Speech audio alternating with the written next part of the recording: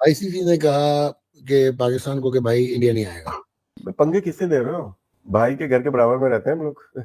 राशिद लतीफ का एक video viral हो रहा है, तो वहां पे राशिद लतीफ ने यह कह दिया कि भाई के घर के पास में रहता हूं मैं। यहां पर उनका इशारा था दाऊद इब्राहिम की तरफ। जी, राशिद लतीफ बात कर रहा है डी कंपनी की और बता रहा है कि उसका कनेक्शन डी कंपनी के साथ है। बोला है कि किससे पंगे ले रहे हो, गेम हम चलाते हैं, जो गेम चलाता है वो यहाँ रहता है, कराची में रहता है। क्रिकेट टीम के साबिक कप्तान राशिद लतीफ ने एक टीवी चैनल के ऊपर बैठकर 2-3 बातें की हैं चैंपियंस ट्रॉफी के मुद्दे के ऊपर, जो बड़ी खास है।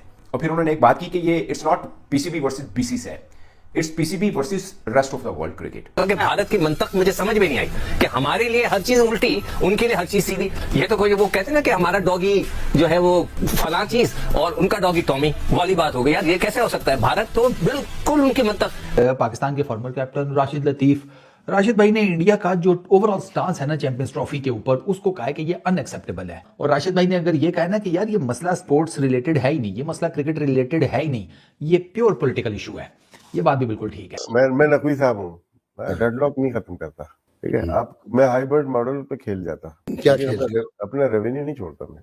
बनिए को तंग कहाँ पे करोगे? पैसे से करोगे, तो बनिए के पैसे निकालो ना आपकी जेब से। एक तरफ जहां पे चैंपियंस ट्रॉफी में सेफ्टी की बात हो रही है, वहीं दूसरी तरफ देखिए राशिद लतीफ जो है धमकियां दे रहे हैं दाऊद इब्राहिम की। वो देश जहां पर इस वक्त तेल भी 850 का है तो टमाटर 400 रुपए किलो है। कितनी बड़ी बड़ी बातें किए जा रहा है। तो समझ लो राशिद लतीफ किन लोगों के साथ राशिद लतीफ का बैठना है, जो कि भारत का सबसे मोस्ट वांटेड आतंकवादी है, उसके साथ राशिद लतीफ का उठना बैठना हो रहा है। यह है पाकिस्तान के खिलाड़ियों की हालत दोस्तों, ये पाकिस्तान के खिलाड़ियों की हालत है आज की डेट में। खुलेआम पाकिस्तान का एक क्रिकेटर धमकी देता हुआ नजर आता है भारत को, और किसकी उस पर धमकी देता हुआ नजर आता है? इंडिया के उस मोस्ट वांटेड आतंकवादी के बारे में धमकी देता हुआ नजर आता है, जो कराची में छुपा हुआ है। वो करके भारत का तो मुझे यकीन ही नहीं आता कि यार इतना बड़ी हुकूमत होके इतने बड़ी अपने आप को ताकतवर और पता नहीं क्या क्या समझते हैं, जुबान के पक्के नहीं है वो, हर चीज साइन करते हैं मुकर जाते हैं। तो राशिद लतीफ ने कहा कि एक ही हल है कि ये फ्यूजन मॉडल देने के बजाय रिफ्यूजल मॉडल दे देते तो शायद पाकिस्तान की कुछ इज्जत रह जाती, या मामला थोड़ा बेहतर होता। कि उन्होंने बोला अब नहीं तो कभी नहीं, है ना, नो एंड नेवर। नमस्कार दोस्तों, जय हिंद। दोस्तों आज राशिद लतीफ बेनकाब हो चुका है और कह सकते हैं कि एक्सपोज हो चुका है। ये जो अच्छी चेहरा दिखाता है, हमेशा मीडिया में बैठकर मीठी मीठी बातें करता है, इसके पीछे क्या बात है? आज उसने कहा है कि मैं दाऊद इब्राहिम मेरा भाई है, हम भारत में से पंगा मत ले, मैं देख लूंगा। इसको लेकर पाकिस्तान मीडिया के साथ साथ इंडियन मीडिया में गर्मा गर्मी है। तो चलिए वीडियो देखते हैं, मैं आपको ब्रेक एंड पर। आईसीसी ने कहा कि जी इंडिया नहीं आएगा पाकिस्तान। उसके बाद आईसीसी ने और बीसीसीआई ने इनको कन्विंस करने की कोशिश की कि हाइब्रिड मॉडल मान जाओ। थोड़ा सा लियोर इन किया कि यार ये जो तुम्हारा होस्टिंग राइट्स मनी है ये ज्यादा कर देंगे चैंपियंस ट्रॉफी का। ट्राई ठीक किया इन्होंने, ये मान भी जाएंगे। उसके बाद पाकिस्तान जो है ना वो अटक गया। उसने कहा भाईजान मेरी गवर्नमेंट भी कहती है और सारे लोग कहते हैं कि if India is not coming to Pakistan and playing cricket then Pakistan will not go to India and play cricket. किया है कि हाइब्रिड नहीं है तो आप चाहे उसको फ्यूजन कह लो, चाहे आप उसको कोई पार्टनरशिप प्रपोजल कह लो, है तो वो हाइब्रिड ही ना। जिस वक्त अगर आप इंडिया जो है वो अपने 5 मैच उधर खेलेगा, टोटल 5 मैच जो है दुबई में होंगे और 10 पाकिस्तान में होंगे। फिर हुआ जनाब आईसीसी को बड़ी मुसीबत। वो इस तरह पड़ी कि पीसीबी ने कहा कि हमारा जो एनुअल शेयर है ना उसकी परसेंटेज को बढ़ाओ। ये जो आप लोग हरकतें करते हैं, जो आप निकाल नकूल के आशिये उशिये लगा के, मुझे समझ आ गई है। तो उन्होंने कहा कि भाईजान इसको बढ़ाओ। बाकी बोर्ड ने कहा क्यों मामे, क्यों बढ़ाओ भाई, हमें क्या प्रॉब्लम है, we want to go and play in Pakistan. हम अपना शेयर क्यों कटौती कराएं? कराना फिर इंडिया कटौती कराए तो इंडिया इज अ प्रॉब्लम ना। तो फिर इंडिया अपने शेयर से कटौती करा के पाकिस्तान का ज्यादा कर दे। उसके बाद सीन ये होता है कि थ्रेटन किया पीसीबी को कि अगर तुम हाइब्रिड मॉडल नहीं मानोगे तो हम फिर पूरा टूर्नामेंट तुमसे ले जाएंगे।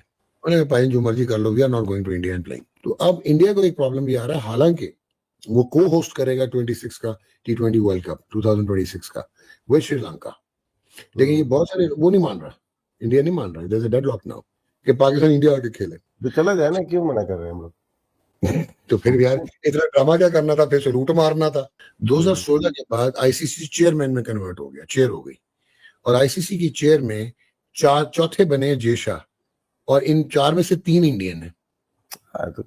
ठीक है, 3 इंडियन है इन 4 में से। एक ये ग्रेग बाकले था, बाकी तो ये शशांक मनोहर थे, और ये लोग वो थे श्रीवनासन थे। वाला ना, सीमेंट वाला ना, जिसने जो मैच फिक्सिंग में पकड़ा गया था। आगे चले, टीम बैन हो गई थी। आगे चले, आवाज नहीं आती मुझे कहीं। मुझे याद है, मैंने एक ना, मैं आपको शो करता हूँ, मैं रॉयटर्स या एएफपी पे मैंने किया एक सॉलिड इंटरव्यू दिया।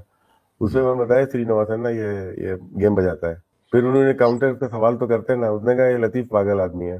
6 महीने में अंदर पकड़ा गया, टीम बैन हो गई। पंगे किससे दे रहे हो? भाई के घर के बराबर में रहते हैं हम लोग। इन लोगों को ये चीज नहीं समझ आ रही कि it is not purely what sees कि क्रिकेट की इकोनॉमी में जब हम कहते हैं कि पाकिस्तान एक वाइटल कॉग है, तो ये नंबरों पे चले जाते खत्म हैं। हो गई, आपकी स्टोरी खत्म हो गई सारी। ये वो अब क्या है? अब बस ये है ना कि डेडलॉक, इंडिया नहीं मान रहा कि पाकिस्तान इंडिया क्यों नहीं नहीं ना, मैं अगर होता, मैं डेडलॉक नहीं खत्म करने देता, अपनी मनमानी करता मैं, क्योंकि इससे अच्छा मौका पीसीबी को नहीं मिलेगा। क्या मतलब, क्या मौका है यार, बताएं। चले जाएगा टूर्नामेंट, फिर क्या करोगे? हाँ, जाने दो, क्रिकेट ठीक है, थोड़ी है यार, क्रिकेट ही नहीं नहीं है। खेल तो रहे होगे ना इंडिया के साथ। मैं नकवी साहब हूँ, मैं डेडलॉक नहीं खत्म करता, ठीक है। आप, मैं हाइब्रिड मॉडल पे खेल जाता, क्या लेकिन खेलते? अपना रेवेन्यू नहीं छोड़ता मैं। बनिए को तंग कहाँ पे करोगे? पैसे से करोगे, तो बनिए के पैसे निकालो ना आपकी जेब से। हम we should seriously consider international court of arbitration and legal suits and we should इससे मौका नहीं मिलेगा, उसके बाद आपको ना ऐसे टिश्यू की तरह यूज करके ऐसा फेंकेंगे जैसे पास में फेंकते हुए आए। मैं ये नहीं बात कर रहा, इंडिया की बात नहीं कर रहा, वर्ल्ड क्रिकेट की बात कर रहा हूँ मैं। आप समझ रहे हैं कि कनेक्शन कहां तक है, और ये खुद अपने मुंह से बता रहे हैं कि इनके कनेक्शन कहां तक जुड़े हैं। और ये तब सामने आ रहा है जब इनकी डिबेट चैंपियंस ट्रॉफी को लेकर चल रही है। वीरेंद्र सहवाग को उन्होंने बहुत गंदी गंदी गालियां दी थी राशिद लतीफ ने।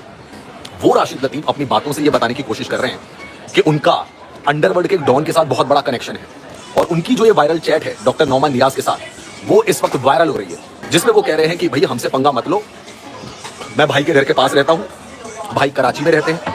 फिर नौमान नियाज उनसे कहते हैं कि भाई ये सिगार और स्कॉच वाले जो बंदे वो हमें भी मिलाओ उनसे, तो कहते हैं यही कराची में ही तो रहते हैं ये। आप समझ लो किसकी बात कर रहे हैं, किसकी बात कर रहा है राशिद लतीफ। अब आप सोचो, जावेद मियांदाद जिसका समधी खुद डी कंपनी का मालिक है, जिसका समधी, और राशिद लतीफ कह रहा है कि मेरे घर के बगल में रहता है, और पाकिस्तान कहता है कि हमारे यहाँ कोई अपराधी नहीं है। पाकिस्तान के खिलाड़ियों का आप देख रहे हैं, पूर्व खिलाड़ियों का हिसाब किताब। फिर ये लोग कहते हैं कि हमें आतंकिस्तान क्यों कहते हो, हमें टेररिस्तान क्यों कहते हो। फिर ये लोग ये चीजें करते हैं। कितनी बार डॉजियर दिया जा चुका है। पाकिस्तान वाले क्या कहते हैं? पाकिस्तान वाले कहते हैं जी नहीं, हमारे यहाँ तो कोई डी कंपनी का बंदा नहीं छुपा हुआ, हमारे यहाँ कोई नहीं है। इंडिया का मोस्ट वांटेड आतंकवादी कराची में रहता है, कौन नहीं जानता इसको।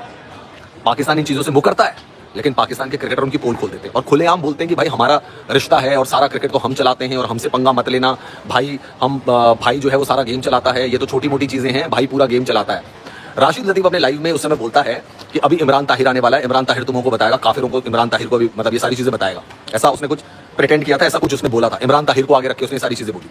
और ये मानसिकता सिर्फ राशिद लतीफ की नहीं है, मानसिकता पाकिस्तान के ज्यादातर क्रिकेटर्स की है। एक जावेद मियांदाद है जो बोलता है भारत के ऊपर परमाणु बम गिरा दो, फिर वही जावेद मियांदाद तलवार निकाल के बोलता है कि भैया वक्त आएगा तो मैं भी मारने काटने के लिए तैयार हूं। ये क्रिकेटर की भाषा है। तेरे हाथ में बैट होना चाहिए, तुम्हारे हाथ में तलवार नहीं होनी चाहिए। एक शोएब अख्तर है जो बोलता है गजवाए हिंद बना देंगे, एक जाका अशरफ जो बोलता है कि दुश्मन देश में हम अपनी टीम भेज रहे हैं। राशिद लतीफ बोल रहा है कि भाई अंडरवर्ल्ड डॉन तो हमारे यहाँ बैठा हुआ है, और नौमान नियाज कह रहा है कि मिलाओ मुझे उससे, तो कहता है ठीक है मिलाते हैं। सिगार स्कॉच की बात चल रही है, बोलता है कि हमसे पंगा मत लेना, सारा गेम तो हम चलाते हैं, सब कुछ हम मैनिपुलेट कर लेते हैं। तो कि क्या इंडियन क्रिकेट टीम को भेजना वहां पे सही है? क्रिकेट टीम के साबिक कप्तान राशिद लतीफ ने एक टीवी चैनल के ऊपर बैठकर 2-3 बातें की हैं चैंपियंस ट्रॉफी के मुद्दे के ऊपर जो बड़ी खास है।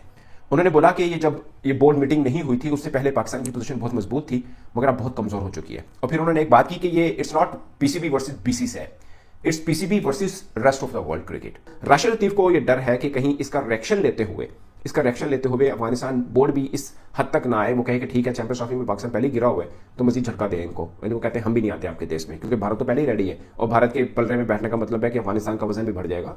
क्योंकि हम पाकिस्तान के अंदर कह रहे थे कि हमारी प्रेफरेंस पाकिस्तान को ऊपर रखने, जैसे दुबई पहुंचे हमने बोला कि क्रिकेट को बचाने, उन्होंने बोला कि दोनों चीज़ों में मुतजाद है और ये मानना पड़ेगा कि हम कमजोर हुए। हमें मतलब इनडायरेक्टली वो कहना चाह रहे थे कि हम अपनी पोजीशन से हैं। फिर उन्होंने बोला कि हमारे जो डिप्लोमेट्स मुख्तलिफ देश में हैं वो सही तरह अपना काम नहीं करते, कि हमें अपने दूसरे बोर्ड्स के साथ ताल्लुकात भी बेहतर करने हैं। मिसाल के तौर पर पाकिस्तान की जो मांग है, बहुत कम लोगों को मालूम है कि शायद हम अपना रेवेन्यू भी बढ़ाना चाह रहे हैं, जो हमें बिलो 6 मिलता है, 5 पॉइंट समथिंग $38 मिलियन एक्चुअली में जितना भी है, तो वो पाकिस्तान को मिलता है। भारत को $280 मिलियन मिलता है। तो राशिद लतीफ ने बोला कि पाकिस्तान ने जो मांग की कि हमें बढ़ाया जाए, उस पर बाकी बोर्ड ने भी इख्तिलाफ किया पाकिस्तान से। जाहिर है उनका हिस्सा कट होगा, तो वो क्यों चाहेंगे हमारा हिस्सा कट हो? अगर ये पाकिस्तान को बढ़ावा मिलना है रेवेन्यू में से, तो जाहिर है कट होगा तो फिर बीसीसीआई से कट होगा जो $280 मिलियन ले रहा है, तो उसमें से कट होकर पाकिस्तान क्रिकेट बोर्ड को मिल सकता है। तो राशिद लतीफ ने कहा कि एक ही हल है कि ये फ्यूजन मॉडल देने के बजाय रिफ्यूजल मॉडल दे देते तो शायद पाकिस्तान की कुछ इज्जत रह जाती या मामला थोड़ा बेहतर होता। कि उन्होंने बोला अब नहीं तो कभी नहीं है ना, नो एंड नेवर, नो और नेवर, मतलब अभी नहीं तो फिर कभी नहीं, कि हम अब चैंपियंस ट्रॉफी में अपनी चीज़ों को नहीं मनवा सकते हैं, तो फिर कब मौका आएगा कि हम अपनी चीज़ों को मनवा सकें। तो दोस्तों जैसे कि आपने वीडियो में देखा कि कैसे कलवा राशिद लतीफ भारत को धमकी देते हुए क्या कि मेरा भाई है, पंगा मत लो, ये लो। अरे भाई तुम्हारी औकात ही क्या है? वैसे तो जावेद मियांदाद भी फोकट का हमेशा भारत के साथ पंगा लेता रहता है, क्या हो जाता है हमारा? और तेरे से तू कौन सा क्रिकेट में कुछ उखाड़ लिया, तू हमको ये बोलेगा कि मेरे से पंगा मत लो, मैं ये उखाड़ लिया हूं? अरे खुद को इतना बड़ा मत समझ कि भाई तुझसे कुत्ते भी देखकर तुझे नहीं भोगते होंगे, कुत्ते को तो तू रात में दिखाई भी नहीं देता होगा बिना लाइट के। इतने क्या ही बोलूं, मतलब ये रेसिस्ट कमेंट हो जाएगा।